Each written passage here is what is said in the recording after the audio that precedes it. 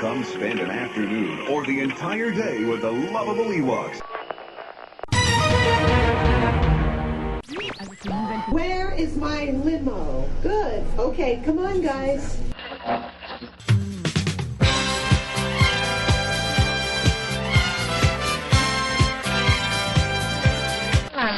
And now, ladies and gentlemen, while you were a captive audience, a display of tremendous tap dancing talent with the added cultural component of WDW Radio, your information station.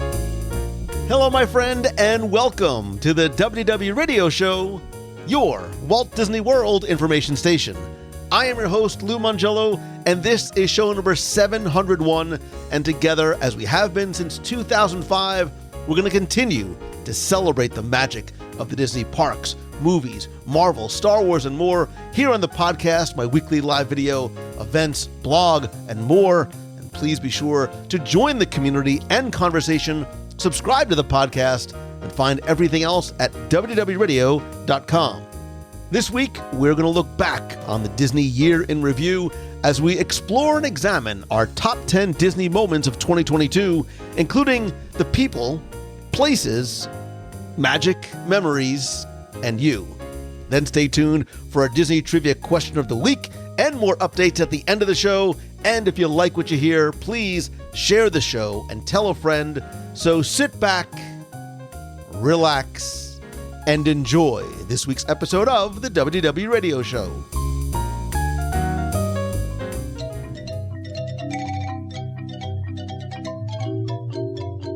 Just when you think the year in Disney can't get any weirder and wilder and wackier and wonderful, 2022 says, hold my LeFou's brew.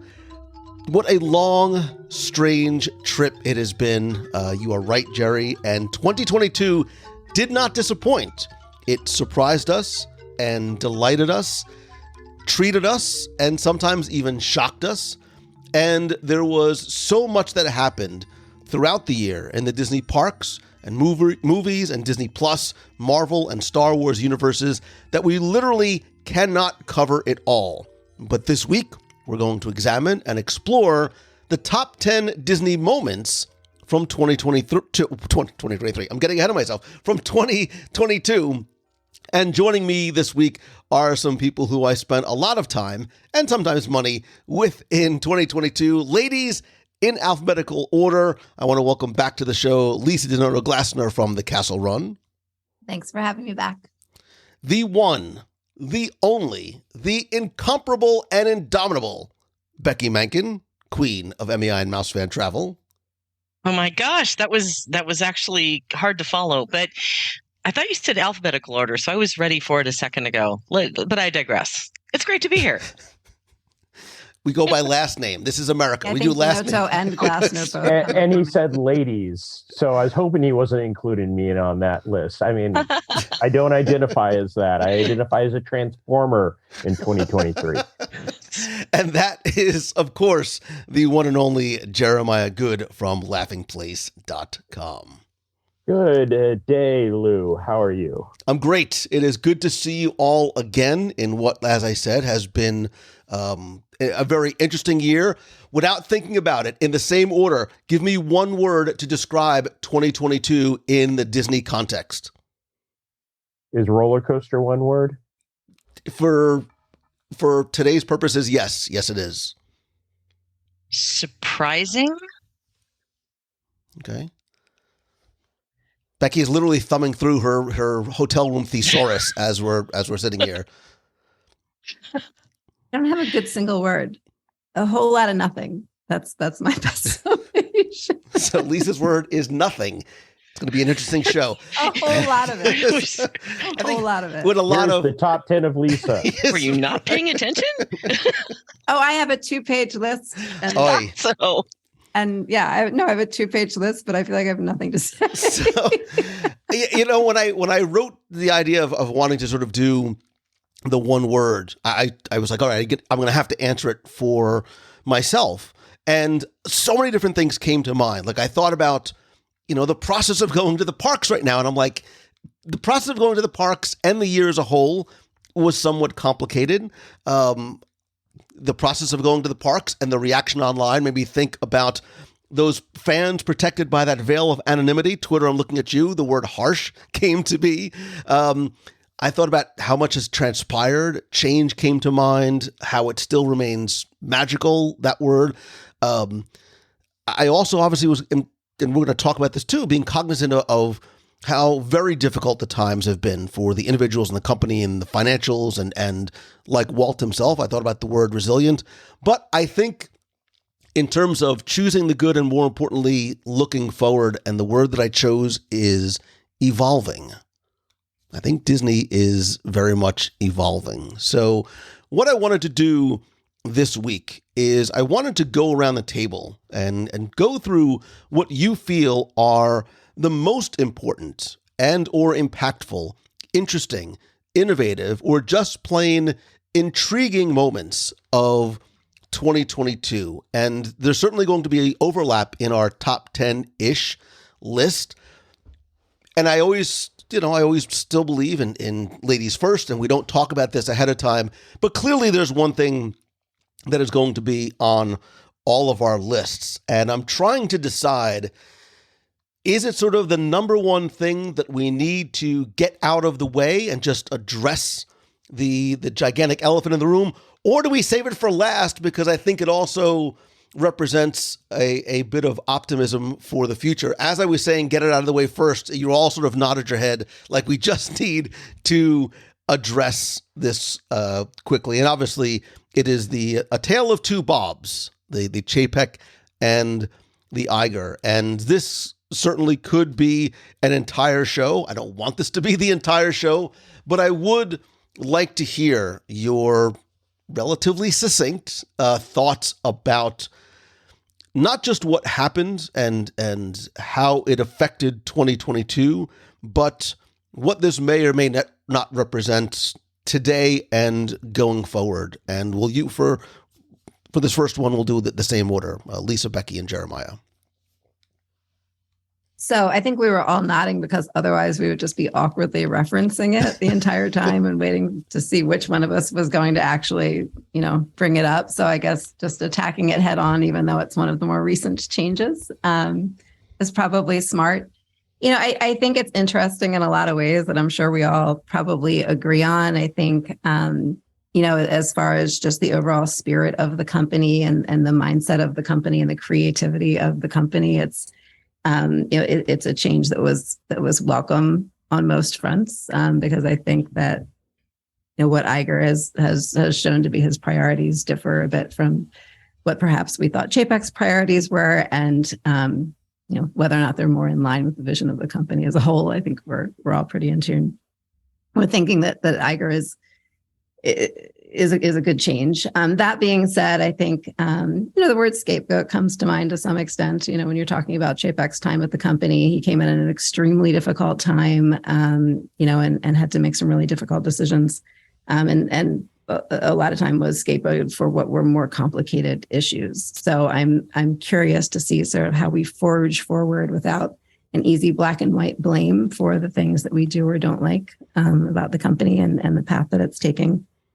Yeah, but like everybody else, I think it was a good thing, and I'm eager to see what's to come. Becky? I completely agree with everything Lisa just said, and I'm really curious how long it's going to be before the honeymoon is over for Iger's return. I do think that Chapek was dealt a very difficult hand of cards, and not only taking the reins of the company, and then pandemic, where everything shuts down and nobody's ever gone through something like that before in this company. I do feel the lifted spirits and the lifted morale of the cast members at this point, now that Iger has returned, because he does have so much better grasp, I guess, I'm going to say this without really knowing, of the creatives and of the cast members and the people themselves, which I think, especially after what we've been through the past 2.5 years, was very much needed, even though there does need to be a focus on the financials, because clearly the company went through a difficult financial time. I'm very optimistic about how the company goes forward, because again, the morale is just up and over the moon right now, and I hope that stays. I just know that there's a lot of difficult decisions that still need to be made to get the company back on financial track. So I guess it's a wait and see. Jeremiah? You know those times where you have to follow two amazing women that put everything perfectly, and then you have to make something unlike it's sensible? Yeah. I actually wrote down for this the Sunday switch, because I don't want to liken this to what I'm about to liken it to as something serious, but we all know where we were in those special times or those tragic times such as 9/11 and those. And I can vividly remember driving home from Olive Garden and my phone blowing up on Sunday night and getting out and looking and having 20 texts all about this and everything.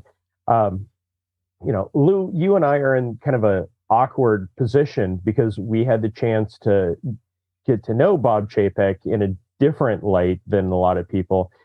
And I'm not defending anything he did. I'm not saying I know anything that he did better than anybody else, but like Becky was saying, and Lisa was also saying, we won't know everything about this ever. But I don't think he ever had the company as, I'm going to find a way to destroy every bit of this, which some websites and, as you said, Twitter were fondly screaming at the top of their lungs even before he became in charge. But I do agree with both the ladies that having Bob Iger back in charge has already put, the rainbow over the Walt Disney World has gotten much brighter. And I look forward to what we have to come in the new year, especially since, he's barely been in office a month, and really most of that has been holiday time. And, he had his nice little town hall, and I was lucky enough to hear some of it where his number one answer to most of the questions were, hey, it's my first day on the job. I got to find out what's going on. So I think after the new year, come like second week of January, we'll start to see more of what the company will be going forward for the next 2 years, 2.5 years, or however long it takes him to fix everything and then find somebody else to take his spot. So I really want to focus not necessarily on the past, but I think where we are right now, which is this promise of an excitement for the future, because we look back at what Iger did while he was here during his first tenure and what he may be able to bring back, growth opportunities, revenue stabilization, a creative, which Bob Chapek clearly was not. Bob Chapek was brought in to do a very specific job, which was to help right a financial ship. And, he was given the keys to the house, and it was like, oh, by the way, here's a pandemic, got to go buy. So he had a very challenging thing, and you're right, Jeremiah. We sort of, I am frustrated for him that he never got to let Disney fans see the side of him that we did, but it's not here nor there, because you can't unscramble that egg, so it doesn't matter. I too, as a Disney fan and as somebody who has remarkable respect and admiration for Bob Iger, what he did while he was here, and even before he came to the Disney company, on a professional level, the few encounters I've had with him, is just seeing his presence is very different. That being said, we are in this honeymoon phase, and I think expectations have to be set appropriately, because since the day he came in, it's like, oh, it's 71 degrees outside. You can thank Bob Iger. That's this beautiful weather here at Disney World. It's Bob Iger. So, and it's wonderful that attribution is given to him for a lot of things, including this outside sort of subjective appearance of and knowing some cast members, even this internal sense of improved morale.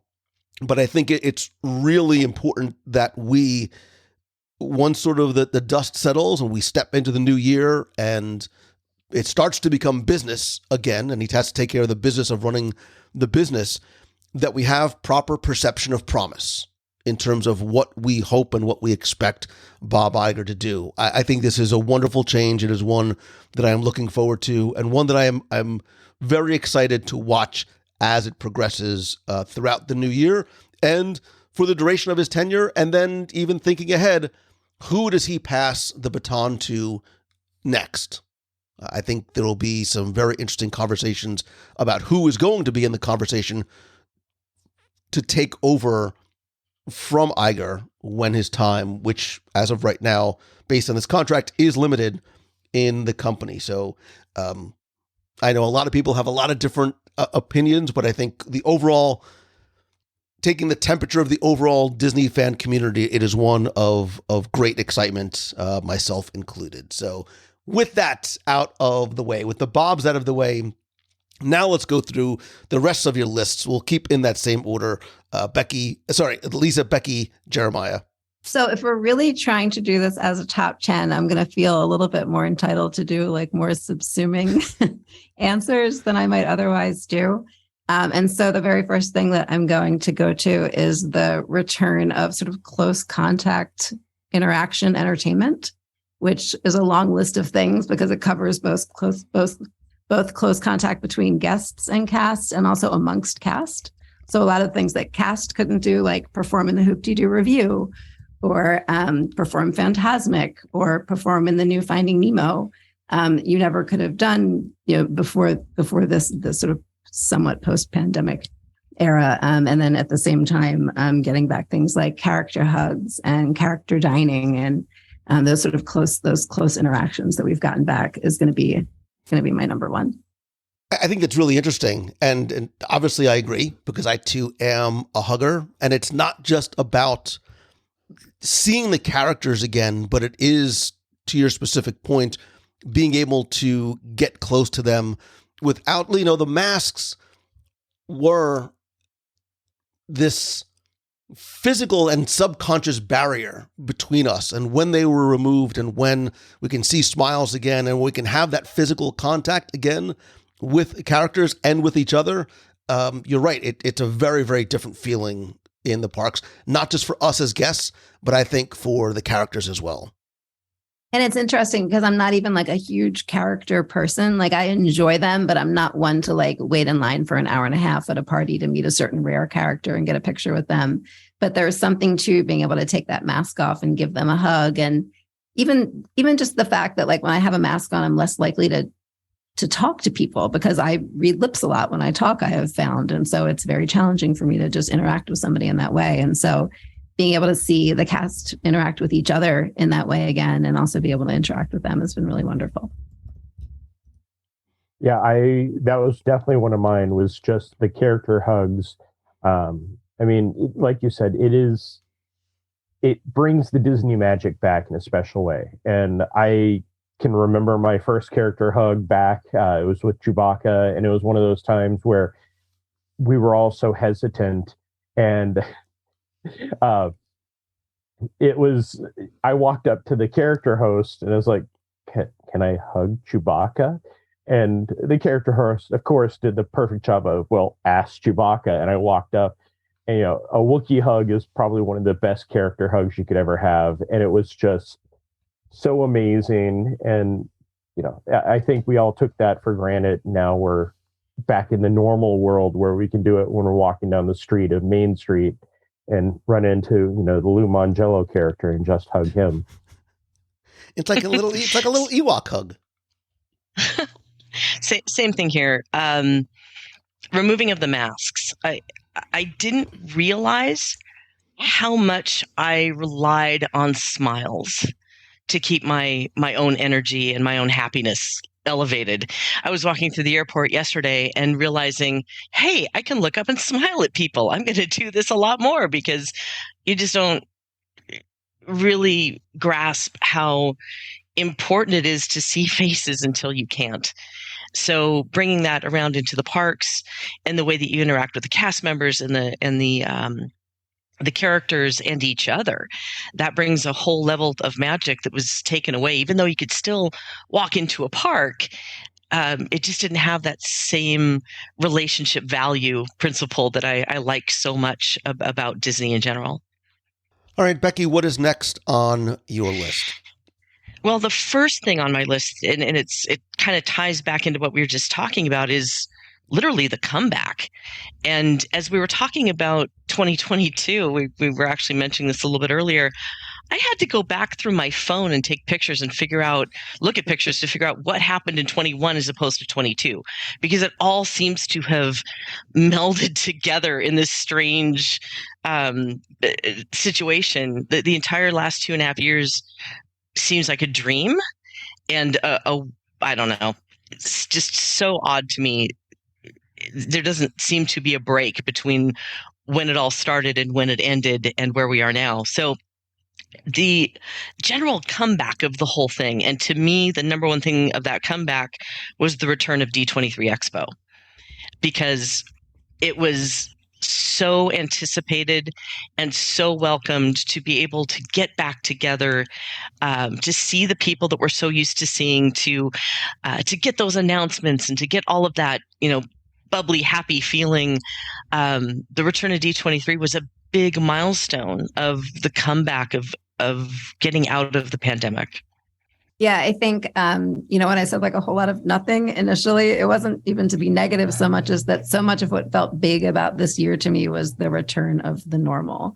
Because we got Run Disney back last year, but this year we got Run Disney back. We got the vibe back. We got the feel of being there. We got the energy back. And it feels that way in the parks a lot. And it feels, whether you've got, regardless of which Bob you have or, what's going on behind the scenes, I think so much of what's going on right now feels like settling into, that new normal phrase, of course, gets very old, but it is that in a way. And it is what feels so big about this year is that it feels normal again in a lot of ways.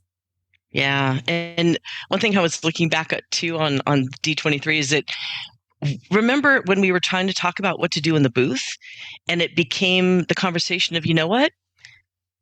More than anything, we just need to connect with people again. It doesn't need to be a big splashy thing, although Figment did did have a great impact on our experience, especially on Teardown night. But it really was all about just reconnecting with people. Sorry, I was thinking of how much fun D23 was with all of you. That was one of those events where, it was family back together. That was so nice across, you couldn't walk the floor without running into somebody. I mean, I know somebody that just Kevin Feige made a beeline to hug at one point. It was just so remarkable. Oh, that was you, Lou. He thought it was an Ewok, so he's a big fan of the Ewok. So I'm going to jump out of the overall change in the world to something that was kind of started off 2022 with a big step forward, I'll say. The Star Cruiser opening. We'd been waiting for this for 2 years, and we didn't really know what to expect. I mean, I can say that being a fan of the Adventurers Club, I kind of felt, okay, they're just redoing that. And really, when I walked out of it, I still to this day will say that they just looked at the Adventurers Club script and set up and recreated it, but with Star Wars. I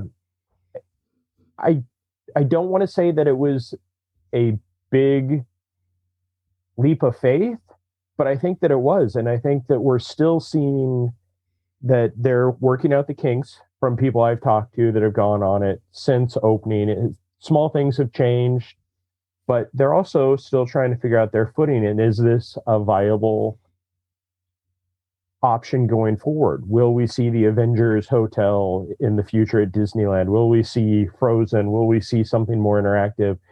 And as somebody who got to experience it, it was a big difference. And I don't think it is for everybody. Everybody said, oh yeah, if you're not a Star Wars fan, it's still great. it's great to go, but if you're not a Star Wars fan, you kind of miss out. And then there's that whole other side of everybody will have fun. Yeah, except for the people that don't want to interact, and you're wasting $5,000 for that person to sit in the corner and eat their long fruit while everybody else runs around and interacts with characters. But that one for me, I think, was the return of the norm, to kind of jump back on the previous topic of a big opening, something new. And, hopefully it will continue. I mean, it's not going anywhere, but I think that was the statement of Disney is going to try new things still and see if it works or not.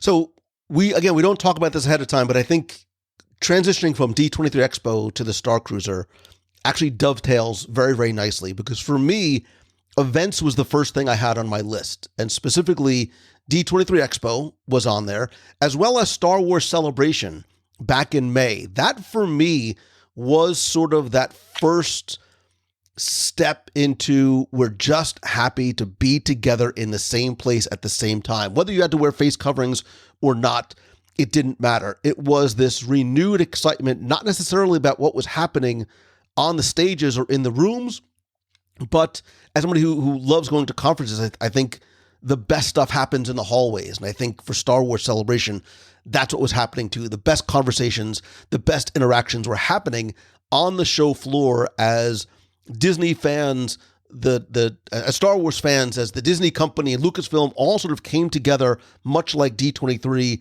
in this same place, just to sort of celebrate wherever your fandom may lie, sort of in the Star Wars universe. It was extra special for us. I was invited to go and speak at Star Wars Celebration with Becky and Ryan Donahoe. We talked about living your Star Wars story, which, again, sort of transitions nicely into not just living your Star Wars story in the Disney parks with the introduction of Galaxy's Edge on both coasts, but I did also have the opening of the Star Cruiser on March 1st, very, very high on my list because, and we've talked about our experiences and how I feel about it, I honestly think, and I'm not trying to be sort of using too much hyperbole, but I think the opening of the Star Cruiser is monumental.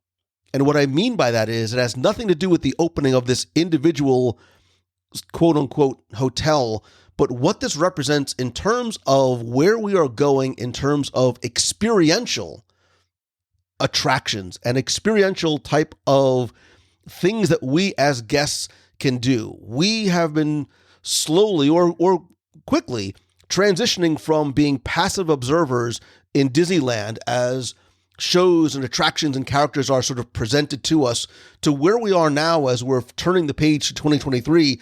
We want to not just see, hear, read the story. We want to be part of it. And that's why the Galactic Star Cruiser, and to your point, Jeremiah, the iterations that are to come after, whether, and please, sweet baby Jesus, let it be Marvel, whether it's Marvel, whether it's Frozen, whether it's anything sort of in these Disney worlds, I think that is where we are starting to head. It might not be at that price point, although you can see from the popularity of the Star Cruiser that guests who want that type of experience are willing to do it and are willing to do it again. Like, I've known people have gone on 3 times.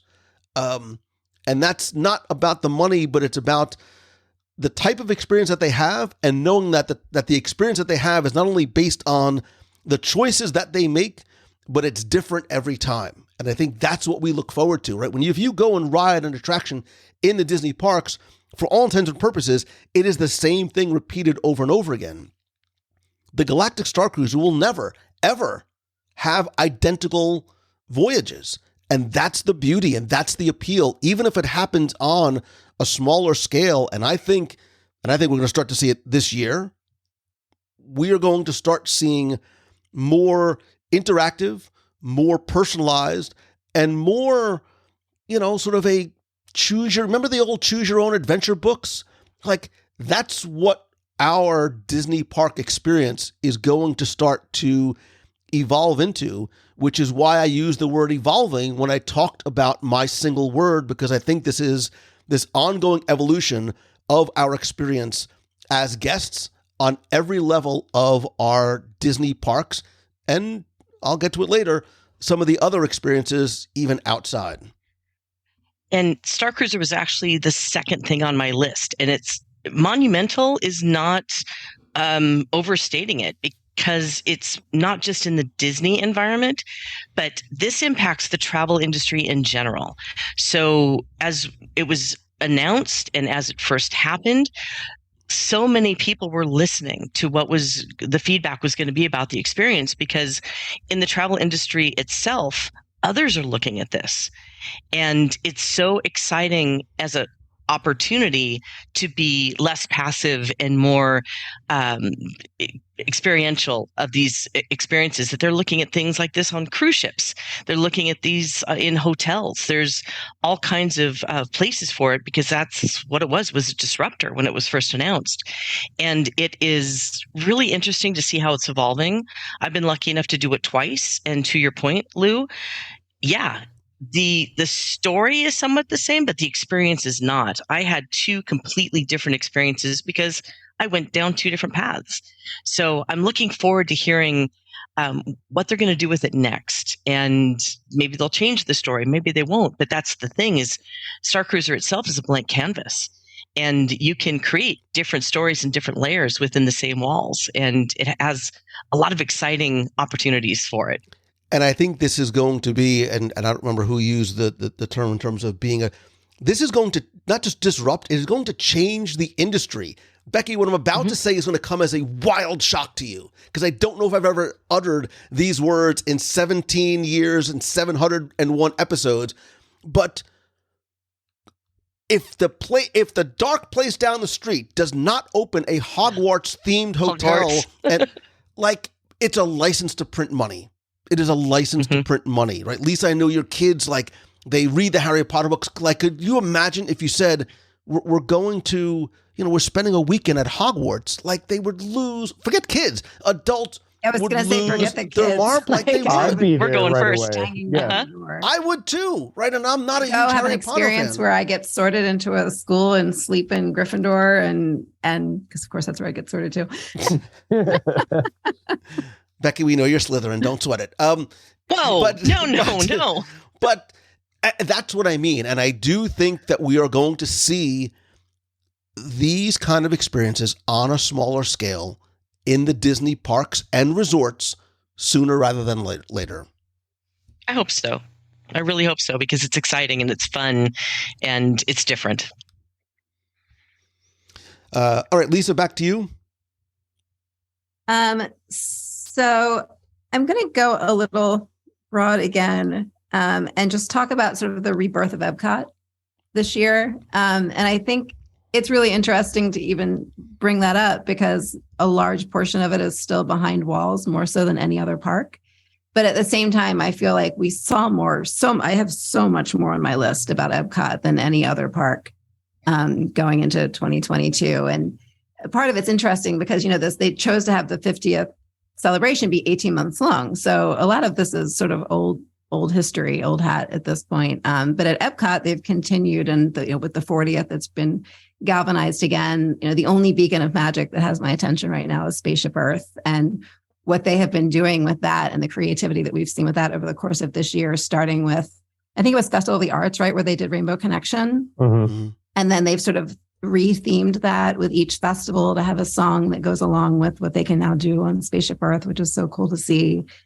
We got to see the statue of Walt that's being installed, like the actual statue, when we were at D23, which was absolutely amazing. Of course, we have Creations and Club Cool. We've got Connections Cafe and Eatery. And of course, the other sort of giant pink elephant in the room that I don't know if I'm allowed to also say, because it might be too much, but we did get Guardians. We got Guardians of the Galaxy Cosmic Rewind, and that's sort of obviously the big one. I think it gave people for the very first time in so long as locals, like my kids and I, are running to the park for an hour at a time just to pop in and do something. And it's so much fun. Like it's if Mission Breakout is a party on a ride, like this is a party on a spaceship. Like it's just re-galvanized our energy for the park. And whether you agree with the IP coming in or not, like it's just a fun ride. I will say that all of these were on my list individually. Like I had Beacon of Magic separate as an entry on my list because it's so simple yet so beautiful and something. And like you, Cosmic Rewind is the only attraction I can think of since I've moved here that we're like, let's get in the car and ride. We go in, we ride, and we leave. Like I've never done that before. Granted, please just give me Everybody Wants to Rule the World, and I will sort of temper my excitement a little bit because you still haven't had that one. I'm just going to put on my Walkman and just play it on the attraction, just so I can. I'm still missing Iran, and I've done it 16 times now. I guess the past 2 times don't count because it's been Christmas, but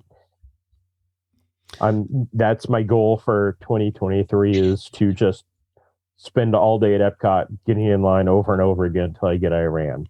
Look, I think, and I'm sure Cosmic Rewind in some capacity was on all of our lists, but I really feel that when it was introduced, it was in the conversation of what is the overall best attraction in Walt Disney World, like very, very quickly. And I understand that some folks can't ride because of motion, and that all taken into consideration. When you do ride and you have those different songs, which changes the experience, even though the story remains the same, it is an incredibly like exhilarating and fun ride. And I am not one of the people who's like, wait a minute, Guardians doesn't belong in Epcot, because I buy into the story. Like I buy into the story, even if you don't sort of follow everything that's being talked about in the queue, which I also love, by the way. I think Cosmic Rewind is in the conversation of overall best attractions in world. With that question. Absolutely. Yeah, that was on my list also. And, you know, it is, as somebody who is a coaster fanatic and has had the chance to ride coasters all around the world and visit and ride just about everything in any Disney park, this ranks up there as the top attraction, but most definitely it is the top Disney coaster out there. It's a ton of fun and so smooth, and the technology is so amazing. I loved every minute of being on that ride, and I love the fact that they've done this twice with Guardians, with that theming, having different songs you have to return to, and you have different experiences with different songs, and then of course having to go back 22 times to try to get a song. I think the storytelling is at its best in this attraction, and so is the experience itself. And the virtual queue works beautifully. Yeah. It really, truly does. And I think it's just one of the many things that we've taken from the pandemic and kind of ridden with in a way that works. But being able to like hop in that queue in the morning, you know, if you don't get it, it sucks, but it's sort of a fair lottery because everybody's got the same chances going in. But the way that they've chosen to release them, that they release in the morning, you don't need to be in the park. And then they have the sort of later in the day release where you are in park. It's just all very well executed for crowd control, and just the number of people that they're able to just move through that attraction. It's such a people eater that it's worked really well in implementation, and as an attraction, needless to say, it was, I'm sure, near the top of all of our lists for good reason. And not only is it a people eater, it's gotten better since it's opened. I've gone later in the day, and the virtual queue has been open at 5 and 6, still available, because they're moving people through. And, you know, we look at Rise of the Resistance, which was really the first virtual queue attraction. That didn't happen for a very long time. But, you know, as a coaster that isn't the highest capacity, but is a good capacity, they're doing a great job moving people through that. Becky, what's next on your list? Wow, we've gone through so many, and I have the last conversation we just had took 3 things off my list. So I'm going to move to the Disney Cruise Line Disney Wish release, because it took 10 years for a new ship after the Fantasy and Dream class. And they had a lot of time to figure out, to get the feedback from the other ships and design something that was going to take advantage of the technology that's occurred in the last 10 years, and to implement the feedback from people on the other ships. And I I do appreciate this ship very much. It's elegant, it's beautiful, it has a lot of interesting little pieces of fun, whether it be the slide that anybody can take down into the kids clubs, to how the kids clubs are set up, to being probably the most stunning concierge level of any of the Disney ships. How they've wrapped in the IP that we've all kind of appreciated, and some people have not. However, we've really enjoyed several of the features on board the ship. I do have a couple of questions where I kind of went, huh? Like the tower suite was a great idea until you realize there's no balcony and no view of the ocean. But again, a lot of interesting innovations to roll out with the Wish. I absolutely love the pirate show. I am so in love with that show. I think it's because it's my music. It's that time period that I can sing every single one of the songs that they're doing on board, because that's what I grew up with. But I do appreciate what they've done going into some of the smaller spaces. I hope that with Treasure, they take a look at maybe what went a little too far in those smaller spaces and even it out before that comes online. But I think that it's another step forward of investing in the cruise industry for Disney, because it is a huge opportunity for revenue. What they were saying with cruises lately is that 28% of Americans have actually cruised. And now we have a huge amount of people who say they want to cruise but never have. So I believe that this ship was built for those people, the first-time cruisers that haven't had the opportunity to experience some of the other cruise amenities, and this kind of speaks directly to them. But it also dovetails into the biggest surprise to me was the purchase of the ship that's halfway built that I believe is going to be headed to the Asia markets, which has, again, a huge spotlight on the fact that Disney really wants to invest in the cruise line area of their business, which speaks really well for us in the travel industry, of course. And I would love to see what they're going to do with that larger ship. Jeremiah, Lisa, I'm really curious to hear your thoughts on the Wish, obviously having been on other DCL ships in the past, how you feel it sort of compares and contrasts. Lisa, go ahead. I think it's an interesting experiment in doing things very differently. Whether or not, every one of those things is going to be a home run is, never going to be the case. I just sailed on the Wish for the first time, Lou, with your group last week, and we had a blast. I think it's obviously a very challenging ship to be doing a large group event on, for all the reasons that we just discussed. So if you're there, I could kind of see it being Lou, we talked about this too. I could see it being, a lovely, lovely cruise for, an older couple who's looking for sort of a more intimate experience where they're just, sort of enjoying each other, enjoying, your small family. In a more elegant atmosphere, if that's what you go for.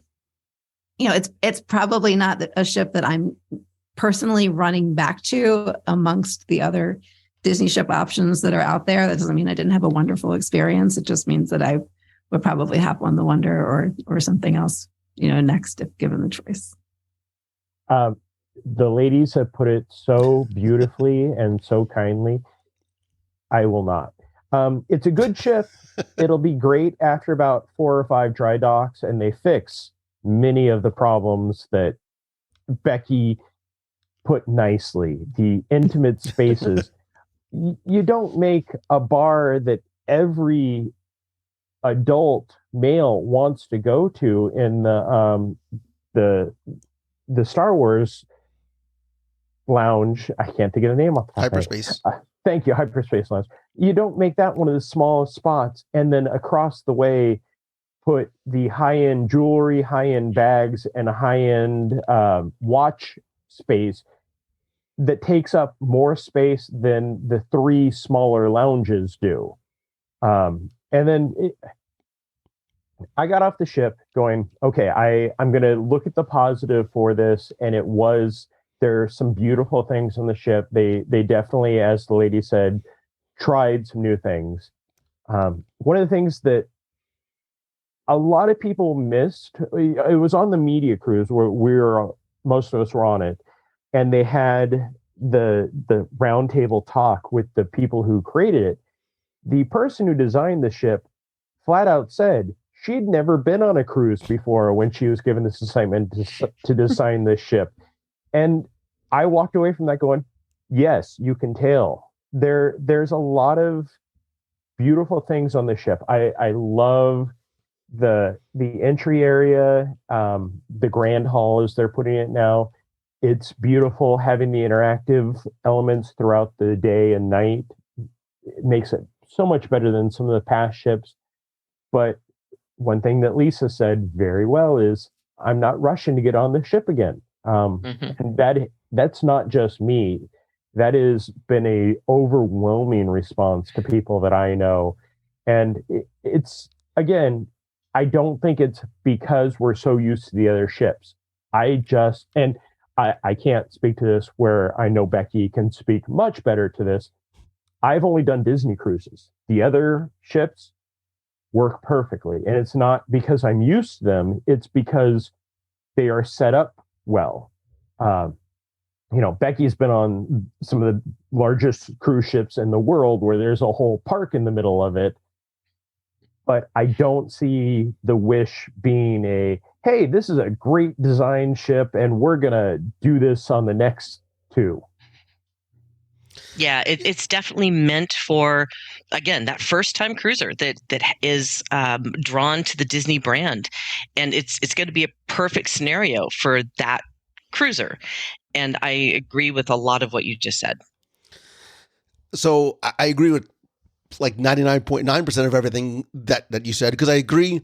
I think a first-time cruiser, because, again, we come from it from a place of reference. So we could not avoid comparing it to everything that we loved about the other ships. I wonder for a real first-time cruiser, and there was a lot of them in our group, they love the ship because they don't know any different, and that just might be the way that they enjoy. I do agree that I think if you are, especially, if you are a luxury guest, if you're going to spend time in the concierge lounge, or if you're a cruiser that has young kids, like the kids club there on deck 2, the Oceaneers Club and Lab is remarkably good. It's amazing. It is really, really, really well done. I think there are elements of the Disney Wish that are exceptionally well done. I think 1923, I've said it a million times and I'll repeat it again, is the best dining on Disney Cruise Line, period. I like 1923 more than I like any of the other restaurants. Although, as I say that, I'm like, Becky, I think we need to go to Remy one more time. I think there's elements in there that I really enjoy, and I do think that there are sometimes things that look good on paper, and then once you put real-life human beings into that space, it doesn't necessarily play out the way you expect. The only thing I will say, though, Jeremiah, is that we noticed on this cruise, they changed something from previous cruises, specifically about the Hyperspace Lounge. So it used to be a reservation system, right? They changed very quickly. So it used to be walk up, and then they're like, nah, this walk up's not working. They were doing like paper tickets, like they were writing out paper reservation tickets. And then they went to a reservation system where, like Oga's Cantina, you had to have a reservation that would allow you 45 minutes. On our voyage, and I guess I don't know exactly when it started, they've removed the reservation system so much so that there is no longer someone standing outside the entrance corridor to Hyperspace Lounge. What this has done is made the place incredibly accessible. Why? Because I think people were going to the Hyperspace Lounge because they just wanted to see what the Hyperspace Lounge was like. So now being able to open the door, sort of look in, look around, wow, this is pretty cool, that ticks the box for a lot of people. I was in there, I think, 3 times on this cruise at different times of the day and night, and there were always tables available with nobody waiting. And I think because it is a sort of self-cycling place, like once you've been in there for 45 minutes, it's probably enough. But all those people that were in line just because they had to see it, that were sort of, I don't want to say taking up space in there, but were taking up those reservations, it makes for a much more efficient ship. I had Disney Cruise Line on my list, not just because of the Wish, but because of this acquisition of the Golden Dream, which is going to enter the Asian market. I don't know if we talked about it on the show or one of the live shows.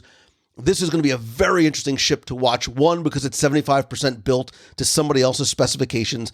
That does allow you to do fit and finish design work inside, but the spaces are going to be the spaces. And two, because this is going to most likely serve predominantly the Asian market, there is a difference in, and I know that I'm overgeneralizing, but understand that the Asian market predominantly likes to have casinos on their ships. It is just an element of how they like to cruise. How does Disney address this? Is this the first ship that addresses the cultural, not like request, but almost a recommendation, because the ship is going to serve that market, although we are going to have to go out, Becky, and just to check it out for ourselves. But it's a huge ship in a very different market, purpose-built for somebody else's specifications that I'm sure Disney got for pennies on the dollar. You almost could not pass up this offer and the opportunity to enter the Asian market. It's going to be very, very interesting to watch. And that's why I'm so intrigued by this, because it is, if it's focused to the Asian market, where you said it's almost a recommendation, no, in the Asian market, it's almost a requirement to have gambling on board, because that is what the culture demands over there for a cruise experience. Other cruise lines have purpose-built ships to go over to the Asian market, and when they did decide to bring them back, they had to retrofit and take out a huge amount of space, of gambling space, because that's not really, well, it is a big deal for the US markets, but not as big a deal. So this has so many intriguing points to see how they're going to handle that. If this is their first step into gambling, because the thing that made me go, is in the press release when they made it so clear that this ship is not intended for the US market, which means they're making a huge point right out front that, yeah, if they do go to gambling on board the ship, don't worry, they're not going to start bringing gambling to all Disney Cruise Line ships across the globe. But I can't wait to see what they do with this. And it won't be the biggest ship afloat. A lot of people have said it's going to be the biggest ship. No, it was just built to house about 9,000 guests. It's the biggest by capacity, not by tonnage. Correct. But they have taken down the capacity, so it will be now less in capacity than some of the others that are afloat once it's complete.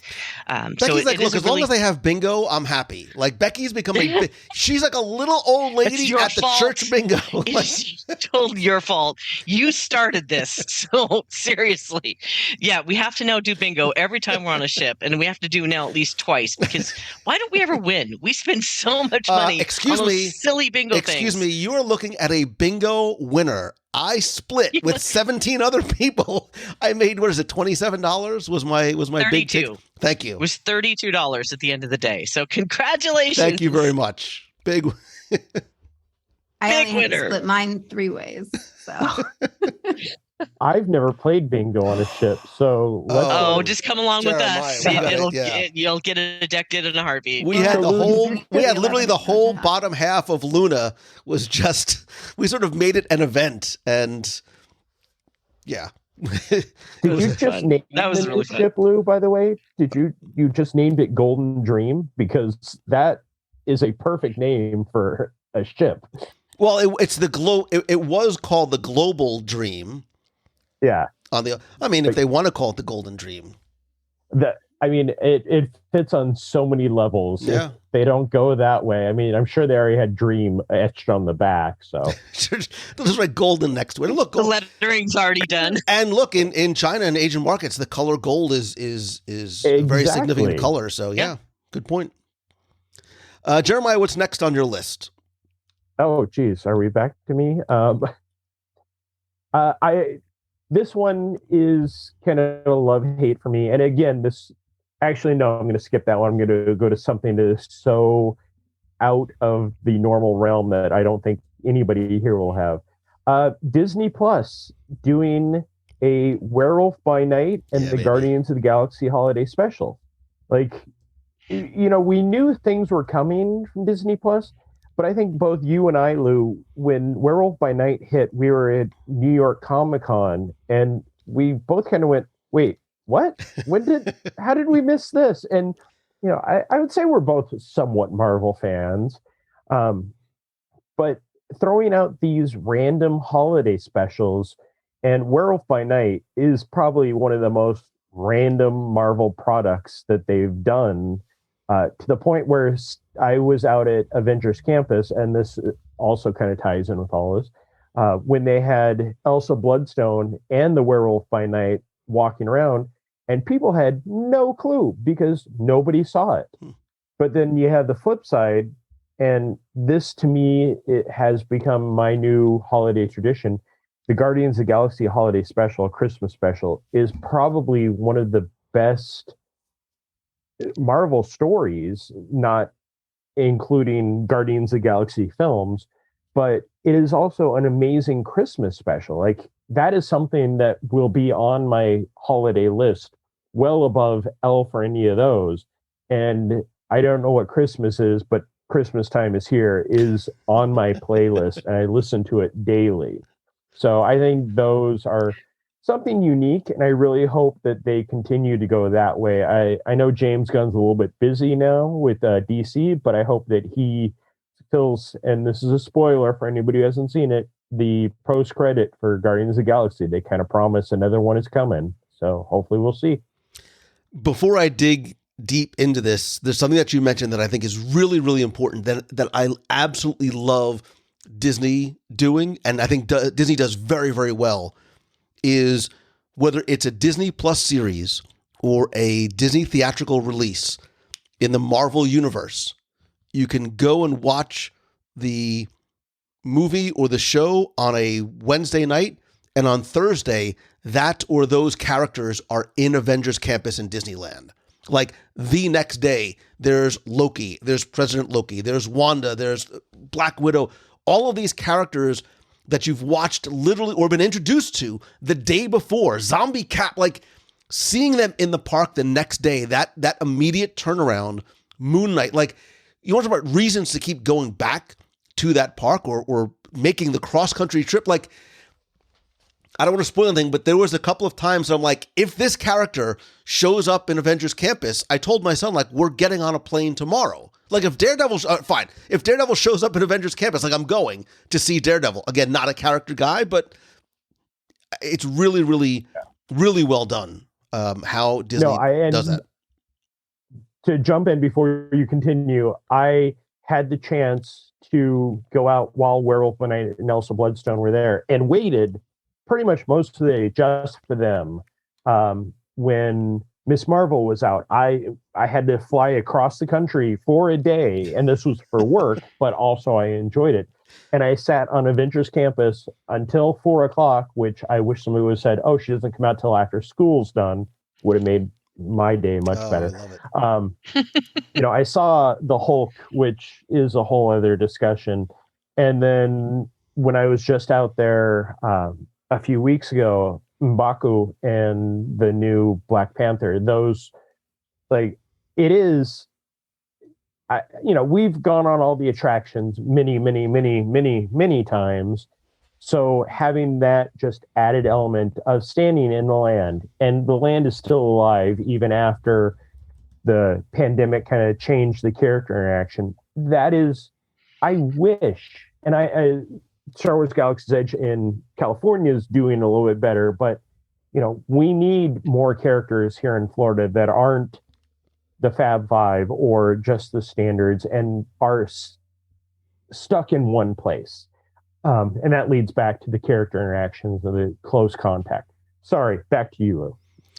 No, I agree with everything you said. It's just so many more reasons why I love Jeremiah. But I want to sort of just quickly, and because I'm going to combine two things that were on my list, because this leads nicely into it. And it was Disney Plus, and it is the studios and the movies. And I want to sort of examine these as a whole. It's in the interest of time and efficiency, because I think, and I'm not talking about the financials of Disney Plus, right, which they're expecting to start actually showing a profit despite having, tens of millions of subscribers probably in 2024.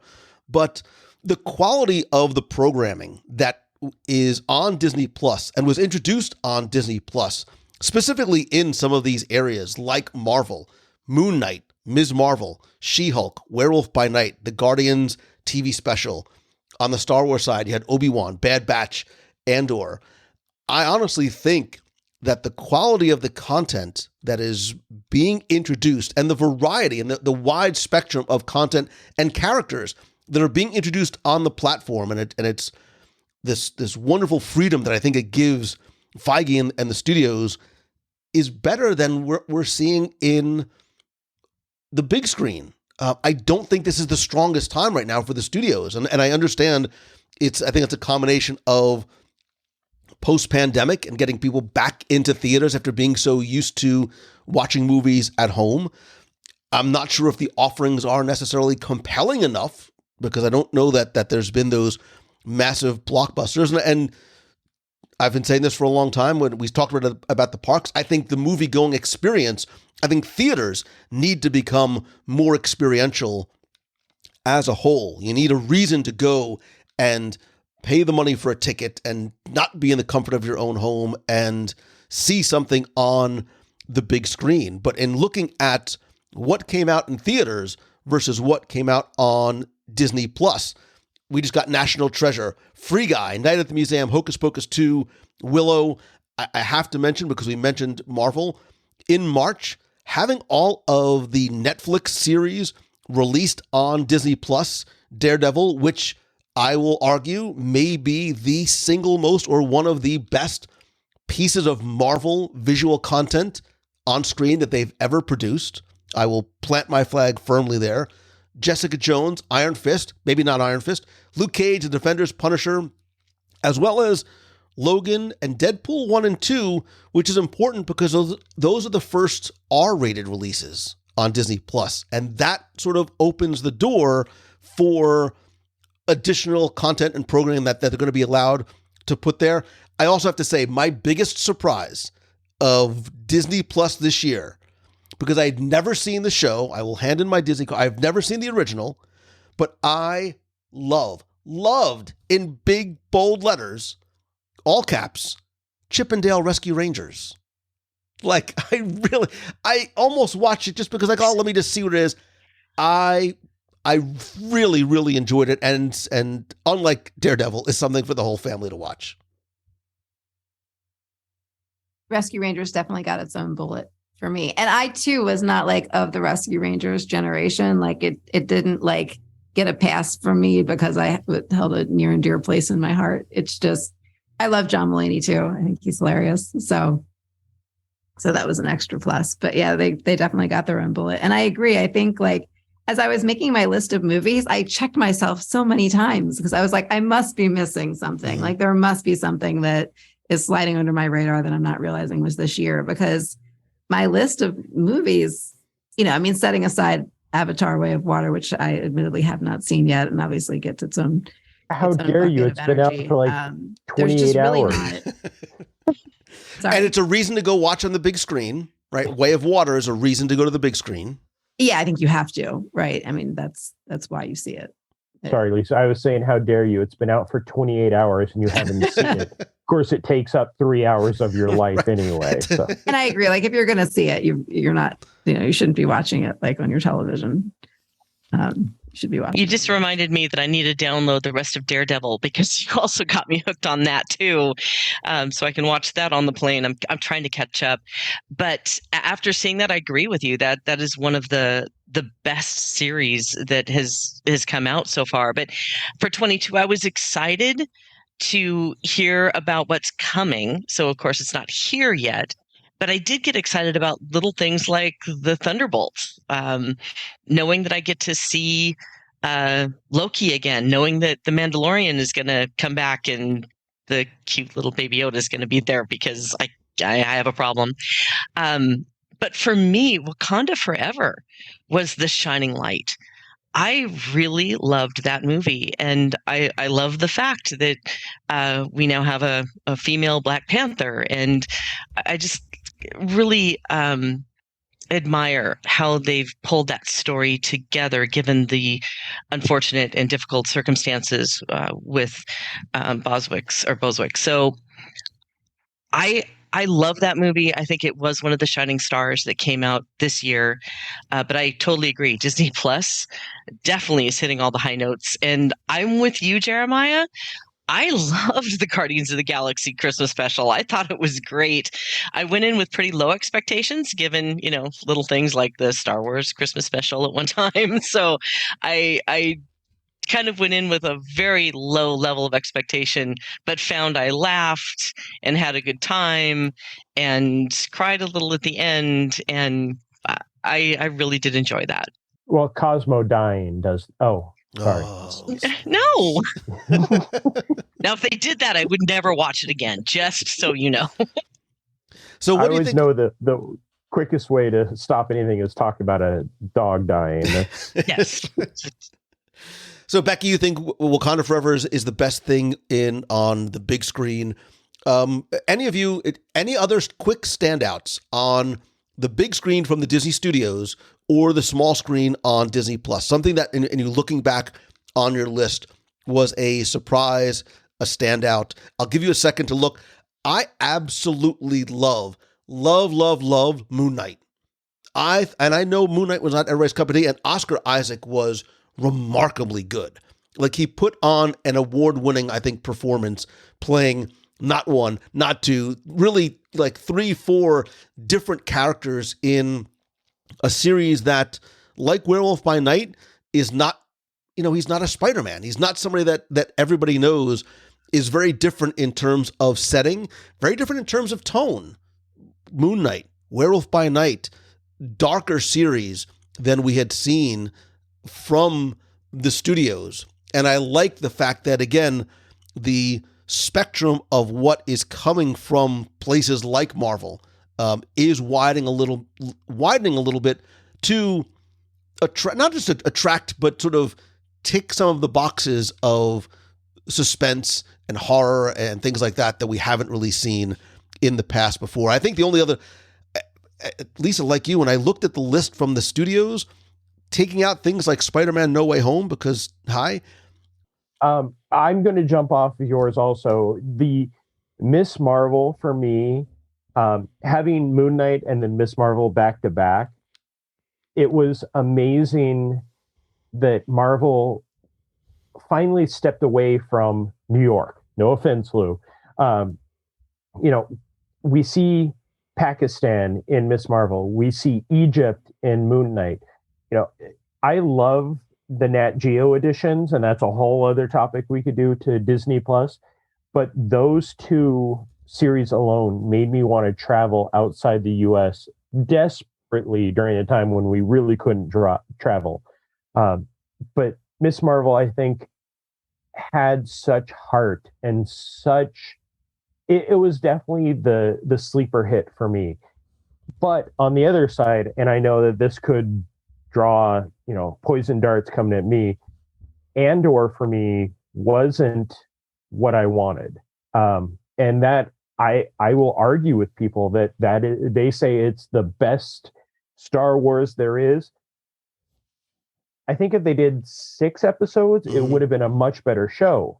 But when you do 12, and again, I've said this to every single person I talk to, you don't need 5 to 10 minutes of walking in each episode. And that's seriously what it is. Like, there's times where they're just walking down hallways and they focus, and it was like, oh, it builds the tension, it builds this. I'm like, no, it's lazy. It's space filler. And that's kind of how I felt that story went, where if it would have been shorter, it would have been an amazing story, great lead into Rogue One and everything else. But I lost interest in the first 2 episodes and had to fight getting through the end of it. And everybody's like, oh well, the last episode was amazing. I was like, yeah, they didn't have as much walking.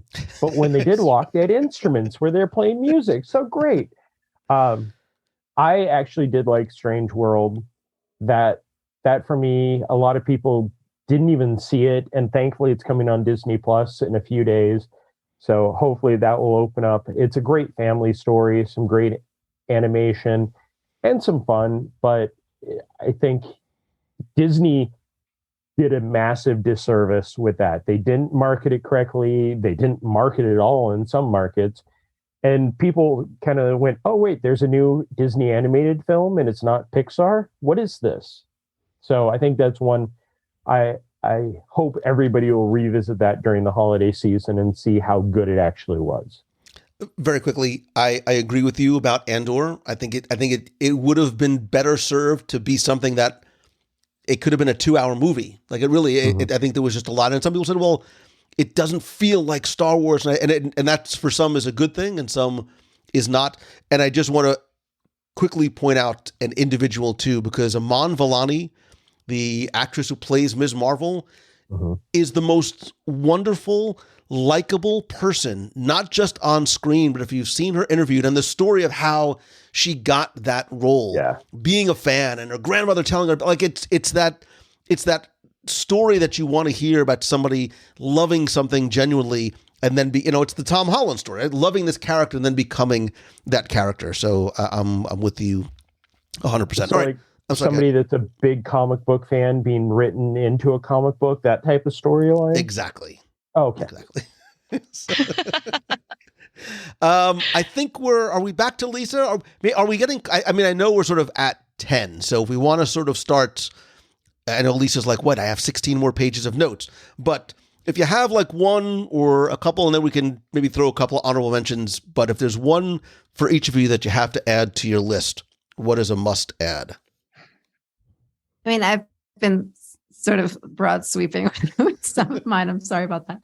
But I've wiped my own list at the same time, to be fair. But no, I mean, I think for me, like, I would just reiterate that it's just been a year of sort of settling in for me. And sort of that the new normal phrase gets old, but it has sort of been the year to stop ranting about park reservations and seeing like that they're actually not so bad. And,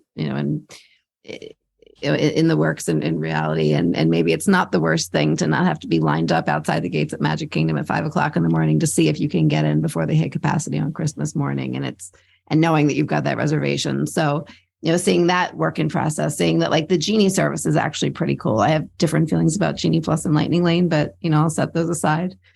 Seeing that like maybe it's nice to have cavalcades and a festival of fantasy. So if you want to spend an hour of your day lined up along Main Street to wait for a parade, you can. But if you'd rather be a little bit more spontaneous about it, you can just enjoy the cavalcades as they go by.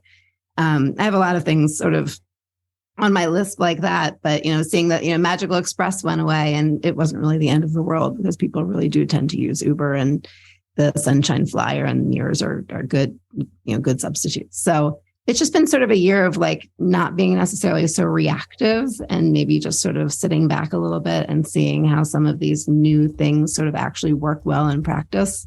And so for me, that's like a theme that I felt like I was going back to over and over again as I was preparing this list. Becky? A little bit of the year of change and surprise, just as we've mentioned. The only other thing on my list were, again, more the comeback things of Fantasmic finally coming back in minivans, for gosh sakes. I didn't realize how much I loved minivans until they went away. And the fact that my friends didn't stop me from putting Chadwick Boseman in the same word. Thank you. I appreciate that.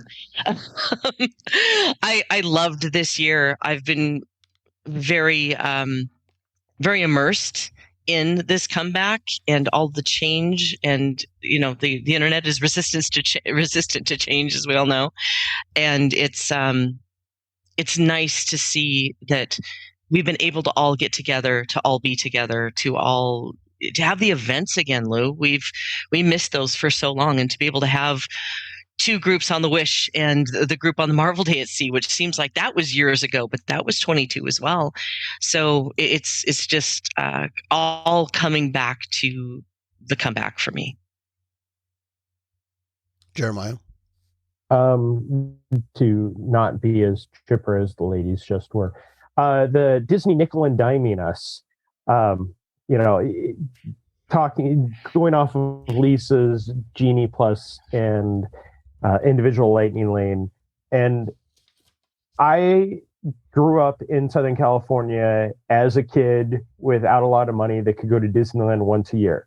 I am luckily in the place now where I can go to Magic Kingdom and the parks of Walt Disney World and travel to Disneyland often.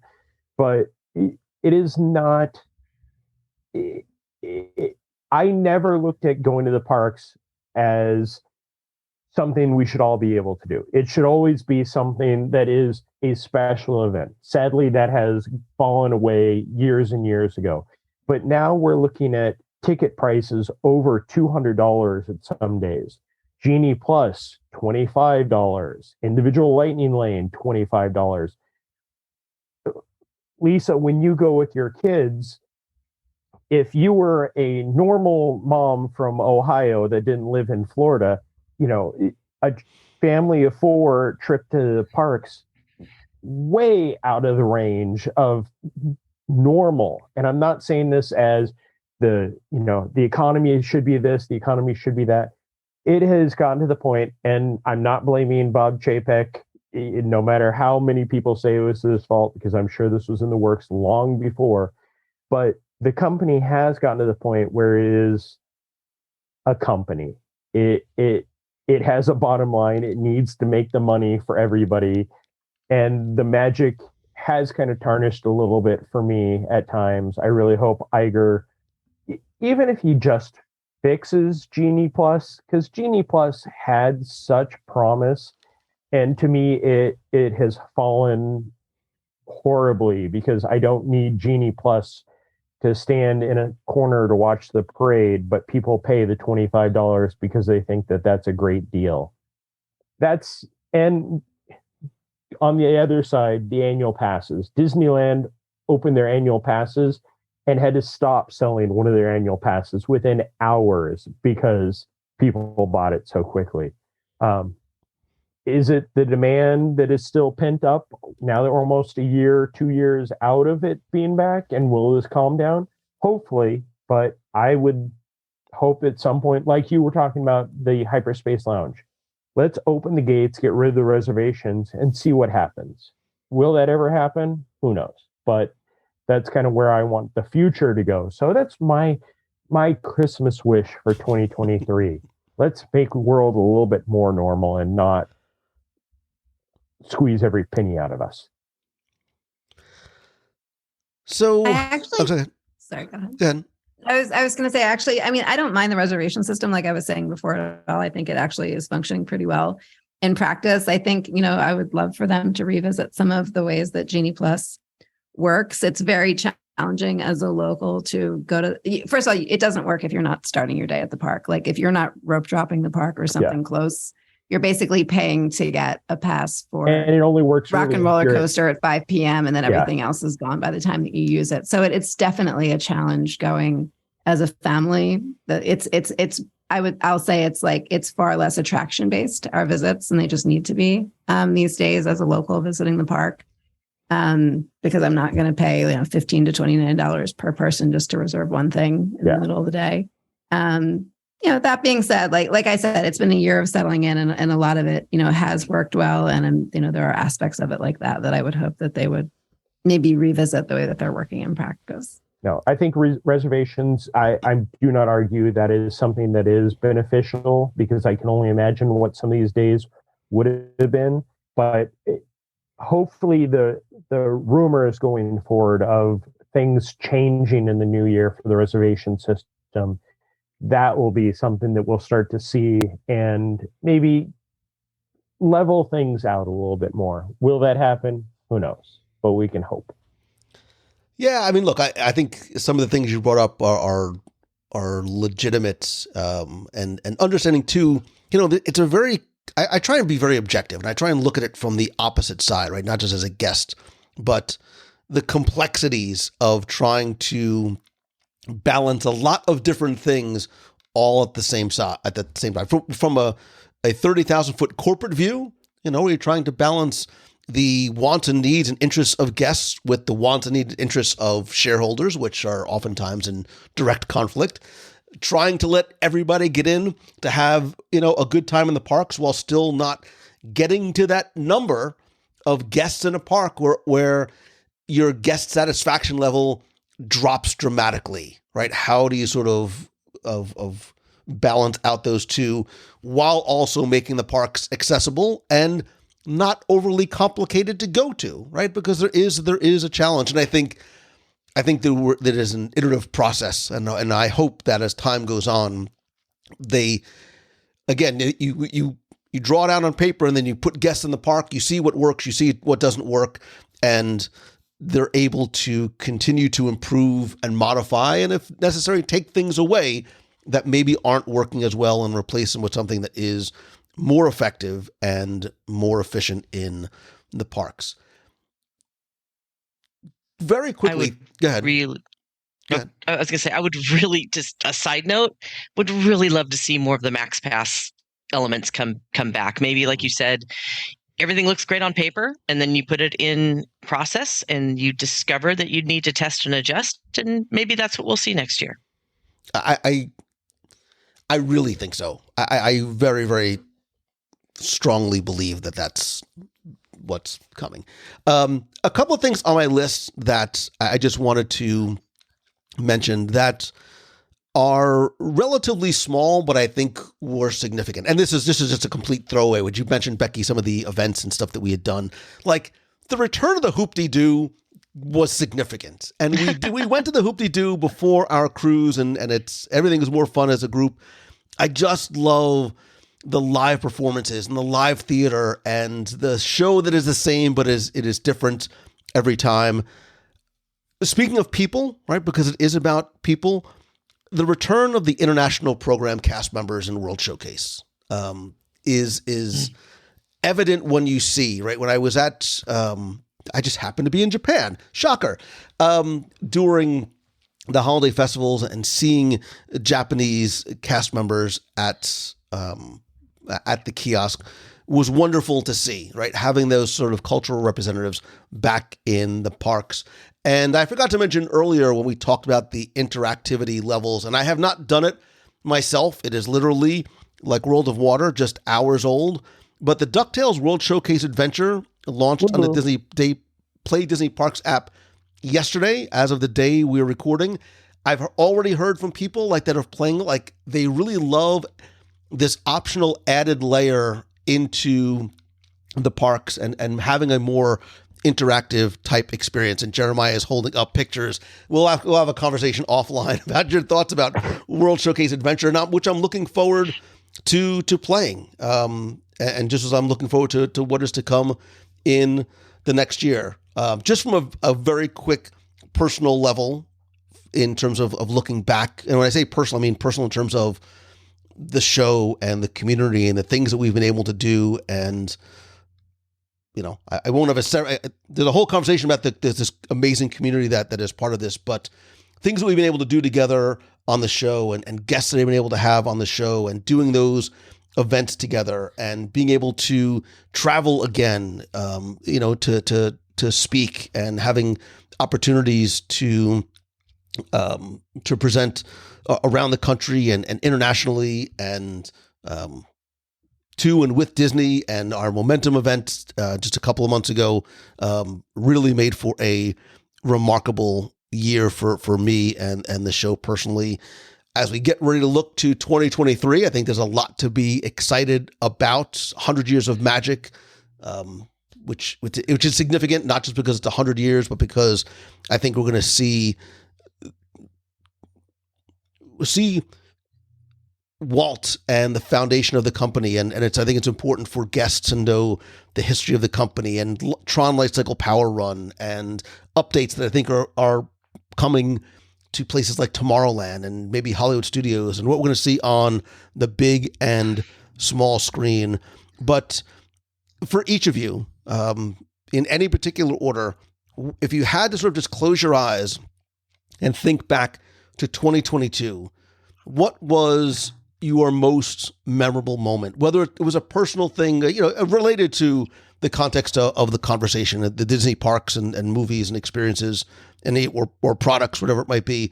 What was something that was significant or memorable or impacted you in some type of meaningful way? I'll go first. Mine's pretty sappy and easy. By far, one of my favorite memories is us, and I mean the four of us, standing in line at D23, just waiting for hours and doing silly things like walking out of the Marvel presentation, holding our comics like they're pieces of gold, and just,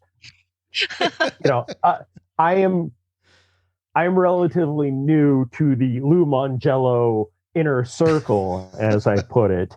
But I've had so much fun with the three of you this year. And, there are times where I've spent more time with you guys than I have with people from Laughing Place, because we are spread out everywhere. But the few of us have been able to gather around the campfire many times over the year and just have a lot of fun. And that's D23 Expo was by far a standout memory for me for this year. It's funny because the first thing that comes to mind for me is straight out of D23 also. And I don't want to go there because it's nothing to do with 2022. It's everything to do with pre-2021 and 2023, because it's the moment that they announced that we were getting Happily Ever Back after. Exactly. Yes. That was on my list for we admit we're wrong. I don't want that to be my thing because it does not to do with this year. But it was just this moment, and it was such an easy slam dunk crowd pleaser. And it was an announcement that we were getting something back that we'd already, but setting all that aside, it was just this moment of everybody in the room wanted it and felt so passionately about it. And I knew my kids were home and I was passing the news along to them. And all I could think about was being there that last night with Maddox, my older son, while he was crying. Knowing that it was the last time he was going to be able to watch the show and being able to send that text to them that we were getting the show back, and their excitement. I don't want it to be my thing because, again, it speaks volumes about this year that the main thing that stands out is more about 2021 and 2023 than this year. But it was just this moment of group joy that it was just such a slam dunk for all of us. And we all got to be together at D23 and hear it. Like you were just saying, Jeremiah. So yeah, that's me. That's it keeps coming back to 2020 to D23. Besides watching you get a shave on the Wish and being so amazingly uncomfortable the entire time, which I do have video and pictures if I ever need to use them. I was sitting with your son. I was sitting with Nick in the Parks and Recreation, the Parks panel, and our Figment balloon showed up on screen, and watching his face, and we both jumped for joy. That was amazing. But I can't just come to one. I'm sorry. Seeing everybody, hugging everybody, just having everyone in that booth, being together, laughing again, hugging it out, talking about our shared experience, that stands out in my mind so much, as does seeing the group all together on the Marvel Day at Sea, which is our first return. All of those had significant impacts on me this year, and as I think about them. But it all comes back to the community and all of us being together in various places, no matter where we were. It's just the fact that we were in a room together with no masks on and we could smile. You're all right. You're all 100% right, because as I was articulating the question, the one word that popped in my mind was people. And it's, it takes people to make a dream a reality is true, not just for cast members in the parks, but all of these things don't matter if we're not able to do them and share them and experience them with other people. And I don't have any one specific moment or memory, because there's some that are community-based, things that we did together in person or even online. Like when we get together on a Wednesday night and gather around sort of the virtual campfire for the live shows, that's impactful for me. There's also individual moments that I had with people that are truly profound and I'm grateful for. And, again, without sort of being overly exaggerating, there's sort of life-changing things that happen because of the people in this family and in this community. And I continue to see it on daily interactions that take place online at Meets of the Month, on the cruise, at Expo, at Star Wars Celebration.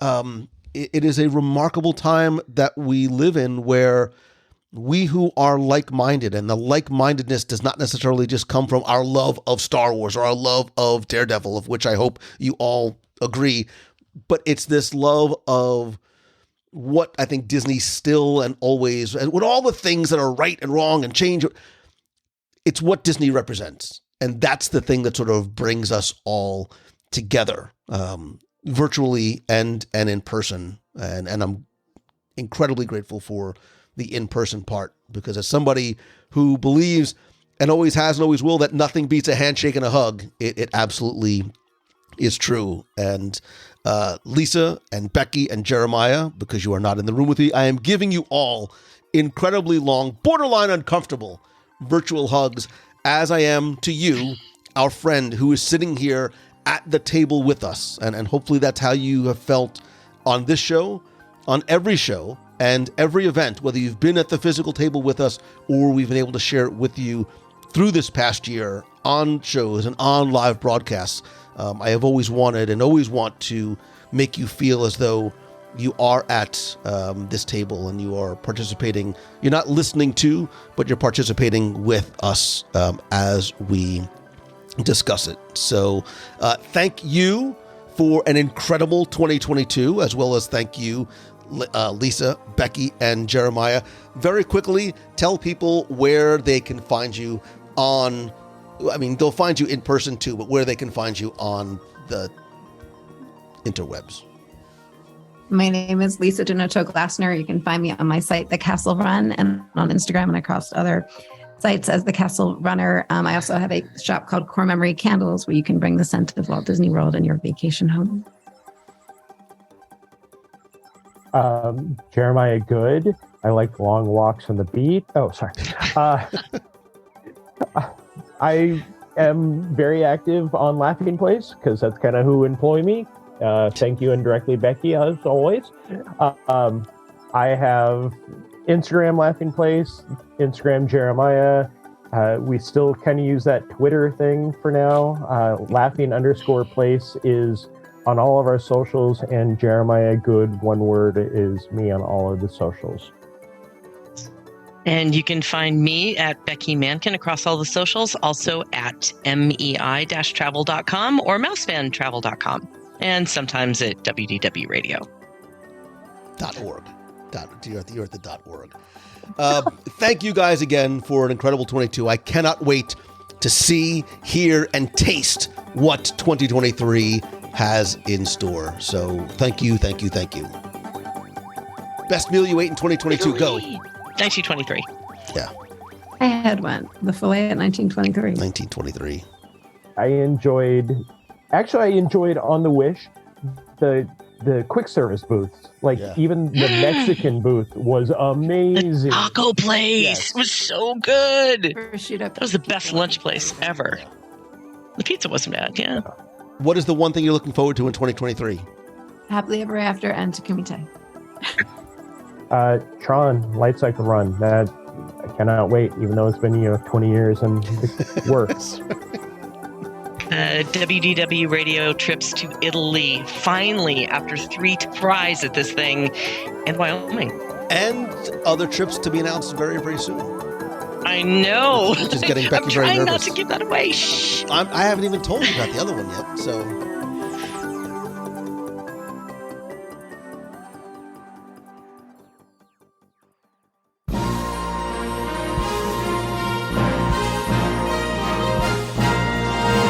It's time for our Walt Disney World Trivia Question of the Week, where I invite you to test your knowledge of Walt Disney World's history or see how well you pay attention to the details in which you see, hear, taste, or remember. If you think you know the answer, you can enter for a chance to win the Disney Prize package. And once again, this week's trivia contest is brought to you by you. And what I mean by that is, as part of the WDW Radio Nation, you literally help bring every episode of the show to life, every live broadcast, the contests and giveaways. They're all not only thanks to you, but by, for, with, and about you.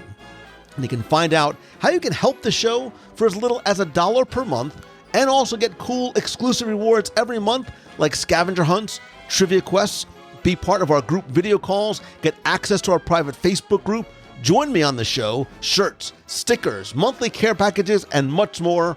It's not only a way for you to help show your support, but for me to give back to you and say thank you for the love and support and friendship and help you continue to give me and the show, and in turn, our Dream Team project, which benefits the Make-A-Wish Foundation of America. And I'd like to thank some new and longtime members of the Nation family, including Pat Kirsch, Ann Lizzie, Alex Avaland, Amanda Messina, and going way back to the very, very beginning of the Nation, one of the very first members of the Nation since January 2015, David Potts. And remember, none of this happens without you and every member of the Nation family. If you want to find out how you can help the show, please visit www.radio.com/support. Now, before we get to this week's question, we're going to go back, review last week's, and select our winner. So last week, I asked you to tell me which of the 3 all-star resorts was the last to open. And it's important because the all-star movies, sports, and music resorts are actually, were sort of operated as 3 separate individual resorts, but now sort of work as a single resort and sort of under the all-star umbrella. But they actually opened at 3 different times. All-Star Sports opened first on April 29th, 1994. All-Star Music opened a few months later on November 1st, 1994, and All-Star Movies opened January 15th, 1999. Once again, thanks to you and everyone who answered and got this one correct. And last week, you were playing for a WDW Radio mug, pin, and mystery prize, and last week's winner, randomly selected, is Nancy Kowalczyk. So Nancy, congratulations. I have your address and we'll get your prize package out to you right away. If you played last week and didn't win, that's okay, because here's your next chance to enter in this week's challenging Walt Disney World Trivia Challenge. So I was having a conversation with some folks earlier this week about the objectively, quote-unquote, best Walt Disney World attraction, and that's a separate conversation for a separate day or a separate show, because I'd love to hear your thoughts on that as well. But it was interesting and wonderfully surprising how many people mentioned Walt Disney's Carousel of Progress. My heart swelled because I love Walt, I love Carousel of Progress, I love the history, but I digress. But it was the inspiration for this week's trivia question. So I know you've probably been to Carousel of Progress more than once, so let's see how well you pay attention. Because what song does the sun play on the phonograph in the second scene of Walt Disney's Carousel of Progress? I'll give you a small hint. It's the 1920 scene. What song does the son, Jimmy, play on the phonograph? Now, I would normally give you until Sunday, December 24th at 11:59 p.m. Eastern, but chances are you'll be pretending to be asleep in your bed waiting for Santa Claus to come down the chimney, or just in the midst of a holiday feast, no matter what it is that you celebrate. So in the interest of fun and fairness and family and friends and festivities and food, instead I'll give you until I'll give you till Saturday, December 31st at 11:59 p.m. Eastern. Again, I know you're going to be busy, probably waiting for the ball to drop, or sleeping. That's fine too. But either way, I'll give you until the end of the year to answer this week's final trivia question of 2022. And because it is the end of the year, and because I am in the holiday spirit, and because it is maybe a little bit challenging, I'm going to give you a special, extra bonus prize for this week's trivia contest. So good luck, happy Hanukkah, Merry Christmas, happy Festivus, happy Kwanzaa, happy whatever it is that you celebrate, and have fun.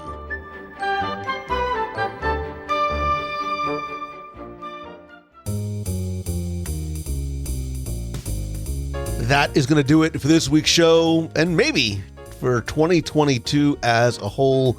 Thank you so very much for being here this week, this year. Whether you just found the show or you've been with me, with us, with our community and family since the very beginning, I love and appreciate you so very much. I'd love to know and hear from you what your most memorable moment from 2022 was. Come be part of the community and the conversation over in the WDW Radio Clubhouse at www.radio.com facebook.com/clubhouse. You can also connect with me elsewhere online. I'm at Lou Mongello on Instagram, Twitter, Facebook, LinkedIn. Be sure to like the WDW page at facebook.com/WDW Radio. If you have a question you'd like me to answer on the air, you can email me, lou@WDWRadio.com. Or if you want to be heard on the air, be part of the show, you can leave a voicemail by calling 407-900-9391. That's 407-900-WDW1 with a question, a comment, an end-of-the-year thought, or just a hello from the parks, or your home, or your car. It doesn't matter. And as we look to the first of the year, turning the page to the next chapter in our lives and our businesses, if there's some way that I can help you personally turn what you love into what you do with one-on-one coaching, or being part of our weekly mastermind group, or coming to one of my Momentum workshops in Walt Disney World or retreats nearby, or if I can come speak to your business, your conference, your event, or your school, visit LouMongello.com. Reach out, find out how I might be able to help you. Thanks again to Becky Menken and the entire team over at Mouse Fan Travel for a remarkable year. You can visit them over at mousefantravel.com. I'll have more announcements coming soon, but if you want to find out how you can join us in the parks, at sea, or on the road and around the world, check out our events page by going to wdwradio.com/events, and stay tuned for more event announcements for 2023 and the future coming very soon. I will say, don't forget, Walt Disney World Marathon Weekend is the first weekend of January.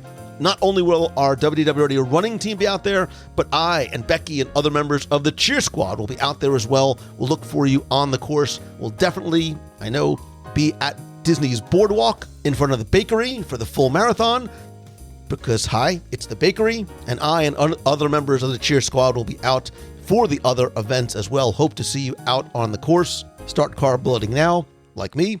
I've been carb loading for years.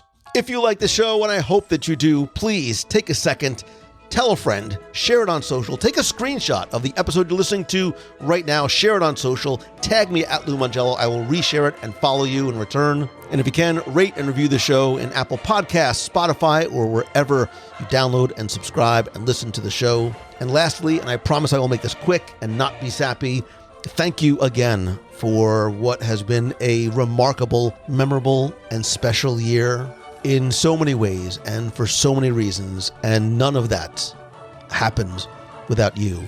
And I am very aware and very grateful today and every single day for you and the gift that you give me of your friendship and your time and listening and being part of our family, and for choosing the good and having such a positive and profound impact, not just on me, but on others. I hope that whatever you celebrate, wherever you celebrate, and whoever you celebrate with this holiday season, that you find and share true love and peace and joy. And keep in mind that the holidays are not about what you get, but what you get to give. Not in material things, or not even reciprocating what somebody gives to you, but having the power and the ability to be a positive light and impact and influence on somebody else, much as you've done for me. Thank you, thank you, thank you. Have a wonderful, safe, happy, delicious holiday. I hope that you get to spend it surrounded by those that you love and love you in return. You have been the greatest gift I could ever ask for. So thank you. I love you. Have a great holiday. And if I don't talk to you before then, Happy New Year. Let's eat. Lou Mongello. This is Andre Leonardo DiStefano calling from the cold New Jersey. I just wanted to call and really just wish you all the best and so much on your success with the WDW radio show. Congratulations on 700 shows. What a milestone. You know, thinking about it from a perspective of my own life and from a personal standpoint, I've been listening to WDW radio show since the inception, since I think I was about 15 years old, which is so mind-blowing now, being almost 30, getting old, and really just branching out from a personal level and now following my professional life going forward and us working together at some capacity as well. It's just so incredible to see the full circle moment, and I'm just so happy for you. Congratulations on all your success. You deserve it. And I really, really mean that sincerely. I hope there's another 700 shows down the pike and that we can continue this for generations until you're old and gray. But ultimately, man, I really, really wanted to wish you all the best and hope you're doing well. Thanks for being such a great host, a great interviewee, and more importantly, a great friend. Take care. Hello, Lou Mangella. This is David Dossie. And Julie Dossie. Calling in from Ocala, Florida. And we just want to say congratulations and wish you a happy 700th episode of WDW Radio. We love the show and the podcast and all the live videos, but we especially love the community and your philosophy of positivity and choosing the good. And I think it's safe to say that we have incorporated that into our own philosophies as well. So we'll keep this brief, but we just wanted to say thank you for all that you do and happy 700th episode. Bye-bye. Bye for now. Hey, Mr. Lou. This is Emma Merriman from San Antonio, Texas. I am congratulations on your 700th episode. I'm very proud of you. And me and my family want to wish you all best wishes for you and your channel. I also host the Talking Mystic Project, and you were one of my special guests. So congratulations again, Mr. Lou, for your 700th episode. Talk to you later. Bye. Hi, Lou. This is Catherine. And someone else from Massachusetts. You're very helpful. And we're calling to wish you a very Merry Christmas. I was going to say happy 700 episodes, but also Merry Christmas. We love the show. Yes. We've been listening for a really long time. When did you start listening? When you were like... I know it was before 500. Yeah, it was before 500. Like 437 or so. Yeah, and I've been listening even longer than that. Because now you're 13. You were a lot younger then. But we're really excited to call you to share this momentous occasion with you. And we wish everybody out there in the nation a Merry Christmas.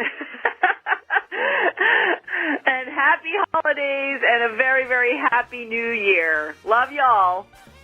Yes. Say bye. Goodbye. Bye.